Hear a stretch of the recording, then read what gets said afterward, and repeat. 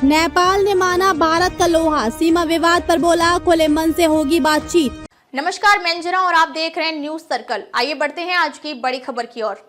सीमा विवाद को लेकर नेपाल के प्रधानमंत्री बालेन शाह की टिप्पणी के बाद अब नेपाल नरम पड़ता दिख रहा है।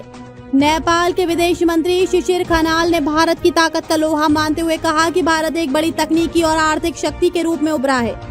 उन्होंने कहा कि नेपाल भारत के साथ सौहार्दपूर्ण बातचीत के जरिए ही सीमा विवाद का हल चाहता है।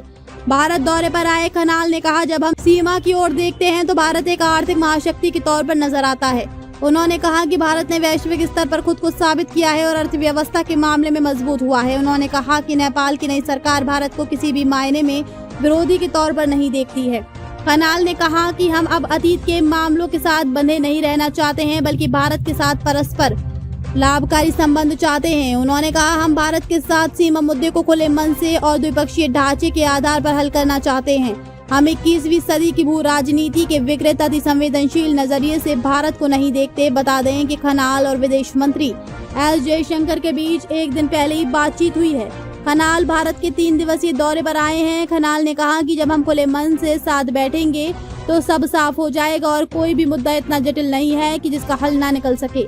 उन्होंने कहा कि आंकड़ों और तथ्यों के आधार पर सारी बातचीत होगी तो हल भी निकल आएगा। जयशंकर के साथ बैठक के दौरान खनाल ने कहा कि नेपाल भारत के साथ अपने संबंधों को सर्वोच्च प्राथमिकता देता है और बालेन्द्र शाह के नेतृत्व वाली सरकार नई दिल्ली के साथ ठोस और सार्थ रूप से जुड़ने के लिए तैयार है।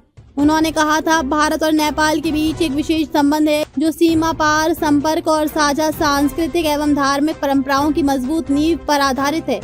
बालेन्द्र शाह ने 31 मई को कहा था कि भारत के साथ लंबे समय से चले आ रहे सीमा विवाद पर चर्चा के अलावा काठमांडू, चीन और ब्रिटेन के साथ भी संपर्क में है। मामला लिपुलेख का है। नेपाल इस इलाके पर दावा करता है और अपने मैप में भी दिखा चुका है। वहीं आजादी से पहले के समझौते के मुताबिक ही भारत का इस क्षेत्र पर कब्जा है। मानसरोवर कैलाश यात्रा के लिए भी लिपुलेख बहुत महत्वपूर्ण है।